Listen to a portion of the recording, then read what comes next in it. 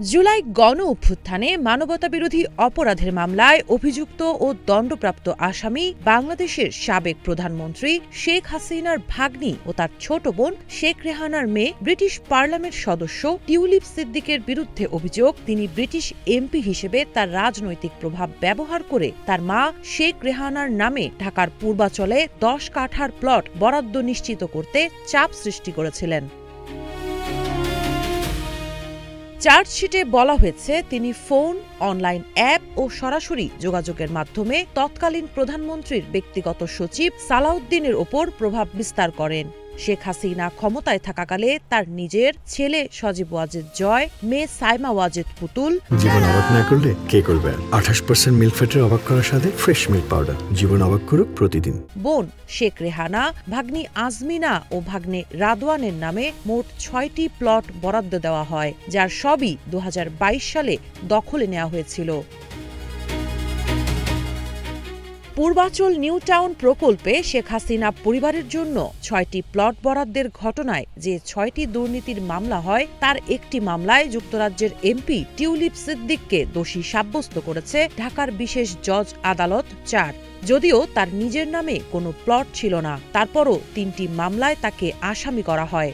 ১ December সোমবার বিচারক মোহাম্মদ রবিউল আলম তাকে ২ বছরের কারাদণ্ড ও ১ লক্ষ টাকা জরিমানার আদেশ দেন। জরিমানা পরিশোধ না করলে আরও ৬ মাস কারাভোগ করতে হবে। সরকার পতনের পর দুদক তদন্ত শুরু করে এবং জানুয়ারিতে ৬টি প্লটের বিরুদ্ধে ৬টি পৃথক মামলা করে।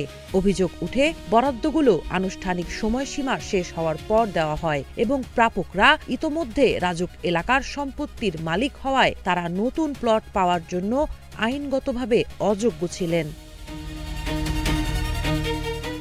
শেখ হাসিনা, তার ছেলে জয় ও তার মেয়ে সাইমার বিরুদ্ধে রায়ে ইতোমধ্যে ৩ জনই দোষী সাব্যস্ত হয়েছে। সম্প্রতি দেয়া রায়টি শেখ রেহানাকে ঘিরে করা মামলার। এখনও রাদওয়ান ও আজমিনাকে নিয়ে করা মামলার রায় বাকি, যেখানে টিউলিপও অভিযুক্ত। টিউলিপ সিদ্দিক যুক্তরাজ্যের ৪ বারের নির্বাচিত এমপি ও সাবেক নগরমন্ত্রী। তিনি অভিযোগগুলো ধারাবাহিকভাবে অস্বীকার করে আসছেন এবং এগুলোকে রাজনৈতিক প্রতিহিংসা বলে দাবি করছেন। সম্প্রতি তার দেয়া একটি সাক্ষাৎকারে তিনি বলেন, তিনি কোনোভাবেই এই প্লট কেলেঙ্কারির সাথে যুক্ত নন। রায়টি হয়েছে তার অনুপস্থিতিতে। লেবার পার্টির সরকারের সময়ে মন্ত্রী হলেও দুর্নীতির অভিযোগ ওঠার পর তিনি পদত্যাগ করেন। এই রায় বাংলাদেশের বিচার ইতিহাসে প্রথমবারের মতো কোনো বিদেশি আইন প্রণেতাকে দোষী সাব্যস্ত করার ঘটনা হিসেবে চিহ্নিত হল। সাবা খান, নাগরিক প্রতিদিন।